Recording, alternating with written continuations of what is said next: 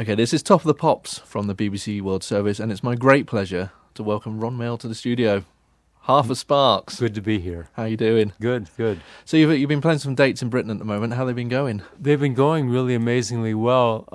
In the past few years, we've made the mistake maybe of only playing London, and so this is the first time in about 10 years that we've kind of played more than just the South Bank of London. So we played Glasgow and Leicester, Manchester, and Newcastle, and then London, and then we're off to the continent after that.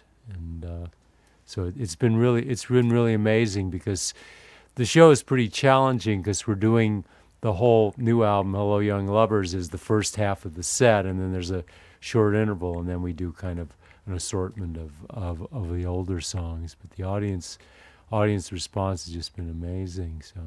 Wow, that's quite an album to perform live, isn't it? For that, we'll talk about it more in a minute, but it is very, very vocally challenging. Yeah, and we've added in the past few years we've toured with two other musicians, Russell and myself, with two other musicians, but we've added two more this time around just to kind of be able to play more like a band maybe in the second half, but also to be able to recreate some of the things that are happening in the first half of the show with the Hello Young Lovers.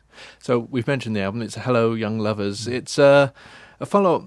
It kind of follows on from the creative challenge you gave yourself, a Little Beethoven. Yeah, I think because you really pushed yourself to new limits with that one, and this one seems to have gone a step further. We think so. I mean, we were a little bit fearful after Little Beethoven. I mean, we were obviously really ecstatic about the reaction to that album, but it creatively it was kind of, where do you go from here? And so it was either kind of more or less, and we decided to try to push it even more to try to make things have more dynamics and maybe be a little less minimalist as far as the repetitive use of vocals, but still kind of work outside of traditional song structures, really try to see if there's ways to have pop music that are songs, but not traditional verse-chorus sort of affairs. Well, you've never been accused of doing that anyway, have you? You've well, always...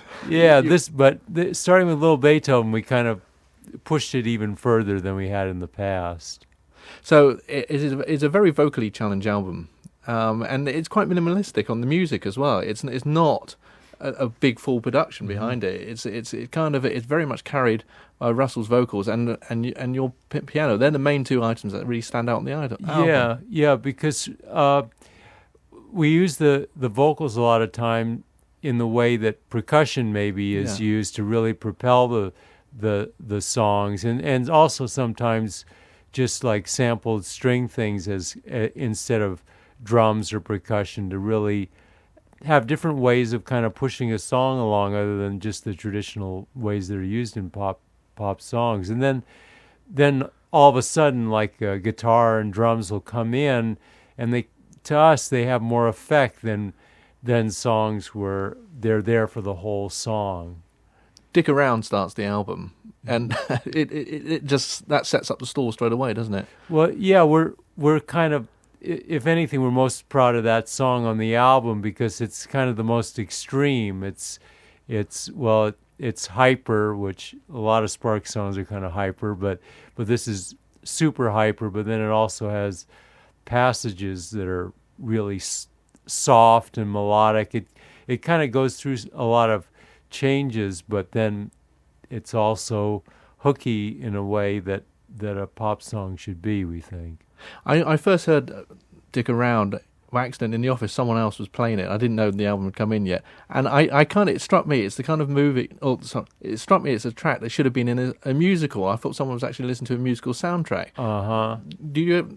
It sounds like it just could be a play or a musical theatre production on this. We kind of think of things in visual terms a lot of the time. Even though it's music, there's like a picture in our head, I mean, not even a specific thing, but just something of size and maybe just the drama of the thing, this track in particular, is something that kind of seems theatrical in nature. Perfume is the single, which is Yeah. the second track on the album. Tell us about that one. Well, this is a song about a guy who's had a series of affairs with different women, all of whom have worn different brands of perfume. And so he's finally met the ideal woman, and it's a woman that doesn't wear perfume at all. So he kind of is thinking back on all these other ones, the sense of the memory being the strongest sense as far as kind of bringing up past events. So with this album, did you start from scratch? Was it a project written especially for it, or were they songs gathered from songs you'd had in the past and thought, oh, that worked quite well for this? Or was it actually a sit down from the start and this is how the album's going to be? Well, we kind of started from zero after Little Beethoven. I mean, when just to backtrack a little bit, for Little Beethoven, we had actually had 20 songs written, and we just decided to scrap them and just try working in a different way, where we just kind of sat down in the studio and just wanted to see if we could come up with something that wasn't song orientated, but that still worked within pop music in some general way. So that's kind of the way we approached Hello Young Lovers as well, where there was kind of no preconceptions other than we knew what we didn't want. We didn't want sort of the cliches of pop music with verses and choruses and rhythm that goes from the start to the end, and you know, the melodic hook line, all those things. So, and that's kind of the basic approach. There was another track on the album that stood out to me. It was Here Kitty. Some interesting sounds on that, and that works very well with the way I think you've sampled sounds in the background, and it just works. It's such an unusual beat for it as well. Yeah, well, that one in particular is really vocally orientated. It almost sounds like an old jazz kind of song, and the piano is mainly the only instrument in it, but it still sounds really full because of just the vocal kind of affair. And that one as well goes through a lot of different changes, and there's a middle portion that maybe sounds like it's sort of stuck in from another song, but we like that kind of thing.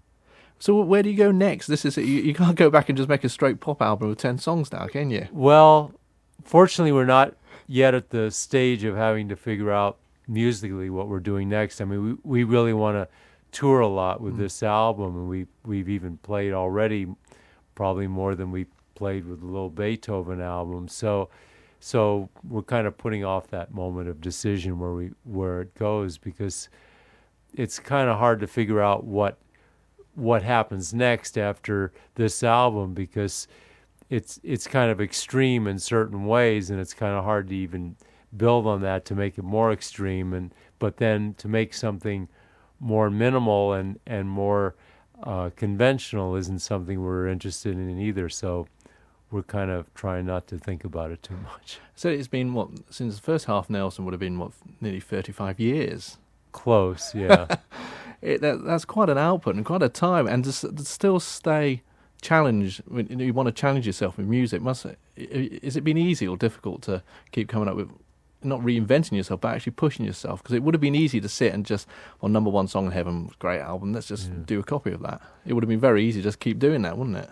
Well, it's been really difficult, but I think it's also the reason why we've been able to carry on so long, because we do kind of try to start each album from the 0 point and kind of just really do a reinvention of ourselves and our kind of musical direction each time. I mean, there's a sensibility that goes through all Sparks things, but hopefully stylistically there's kind of a change from one album to the next, and it's not easy doing that. I mean, it's easier to kind of evolve from one album to the next, but a lot of times we're sort of in the position of trying to kind of shock people, just because sometimes there's the conception, it's just another Sparks album, and so we kind of have to do something more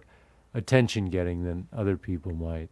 When you look back over the body of work that you've done, what are the highlights, and are there ones you think, oh my God, I wish we hadn't done that?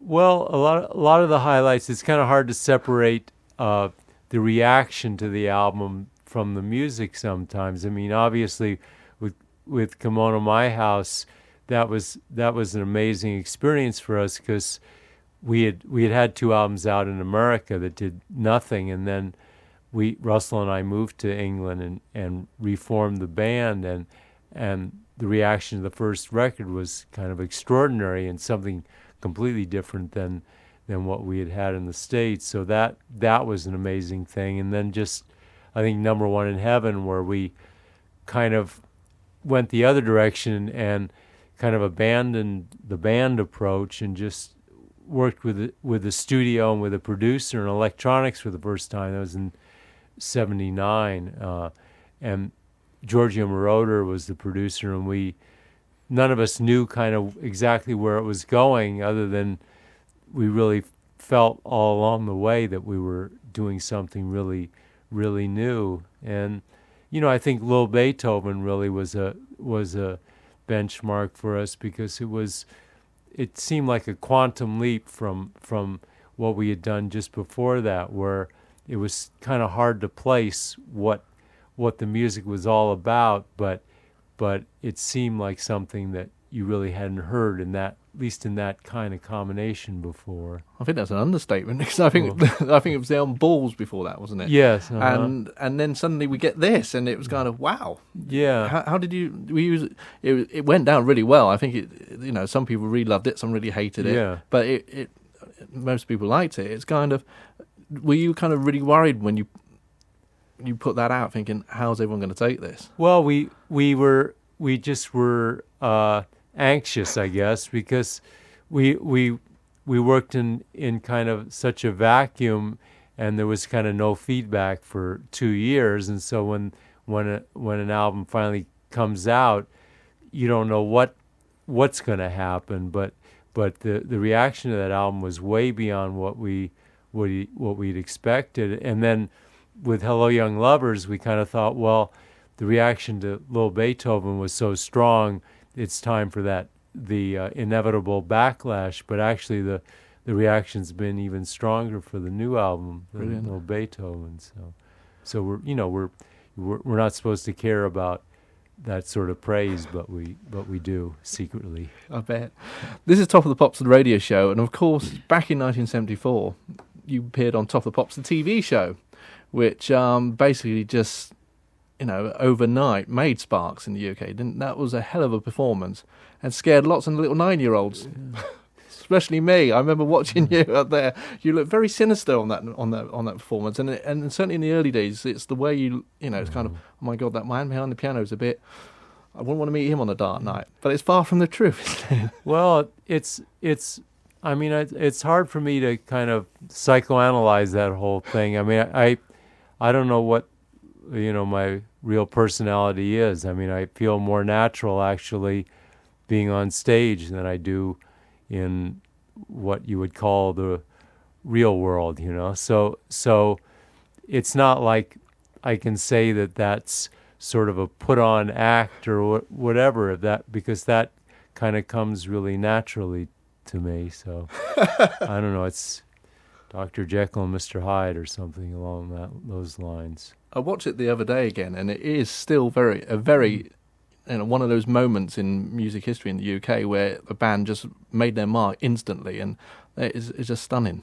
Well, we were kind of, obviously we were surprised because we had never had any of that kind of reaction before. I mean, we were playing in front of 6 waitresses at the Whiskey A Go Go in Los Angeles, and all of a sudden we're on a television show that's, at that time there were only 3 or 4 channels in Britain, and so the reaction of being on that show was like immense. And then, at that time also, so many keyboard players were kind of jumping around and everything, and the effect of television, where the subtlety of a small facial move can have an amazing impact, that kind of worked to our advantage. But none of that was really kind of thought out. But just looking back on it, it was just a lucky set of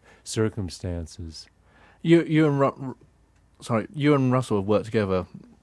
You've been the backbone of the band since scratch. Who comes up with the ideas? Who's, when you do Little Beethoven or Hello Young Lovers, who comes up with the initial ideas, or was it a kind of a joint?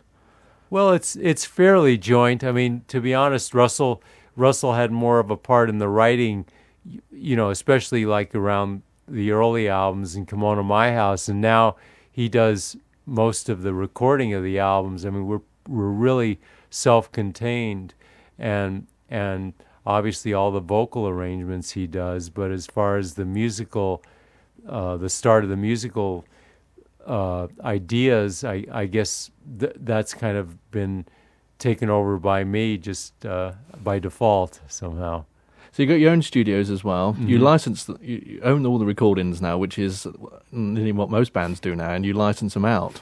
Right. Is that a way that the industry's changed so much now? Because in the early days you signed to Island, you've been signed to Atlantic, the big labels.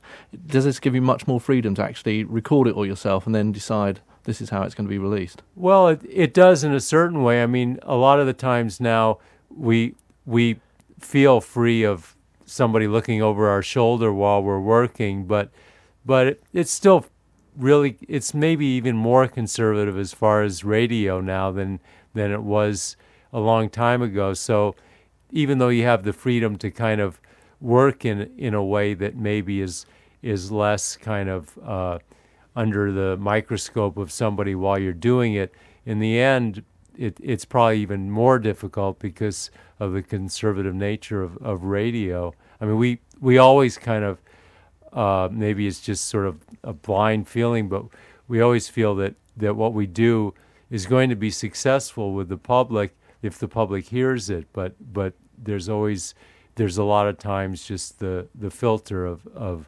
radio that kind of gets in the way. I was going back to the... Not you personally. But I was calling you sinister earlier, but actually I was thinking of all your album sleeves, and actually you've set yourself up for the fall guy on most of the sleeves, actually. You're in a wedding dress on one, you've got a custard pie in another one. Mm-hmm. Are you kind of, would you say you're more the Joker? Or you quite... Is that the I'm actually more the serious one of the two of us, but I guess Russell wants to keep his pretty boy kind of image going, so I'm the one that has to kind of take the pies in the face, that sort of thing. You're on tour at the moment. You're Mm-hmm. finishing in the UK, and then you're going out into Europe, and you're going to some exciting places as well. Yeah, we're playing Hamburg and Amsterdam, and we're playing 2 nights in Stockholm. We've had quite a bit of success in Sweden of late, and then we're going to Moscow for the first time. It's the first time playing, but it's also the first time for us just even going there as a tourist. So we're really looking forward to that, other than the cold. And how about the rest of the year? How's the rest of 2006 planning out? Well, we're hoping to come back to the UK and tour maybe sometime around in the summer, maybe for some of the festivals, and we're gonna be playing in Japan probably sometime before the summer. And then also we're gonna be playing in the States. The album is gonna be coming out there in a short time, so we're gonna play more there because in the past we're from Los Angeles and we've kind of concentrated on playing Los Angeles, sort of without playing a lot of places other than New York and San Francisco. But we're hoping to play a lot more places in America this time. We're going to play the single Perfume, but can I get you finally to pick one other track off the album and tell us a little bit about it? Okay, let's see. The very next fight. This is a song about.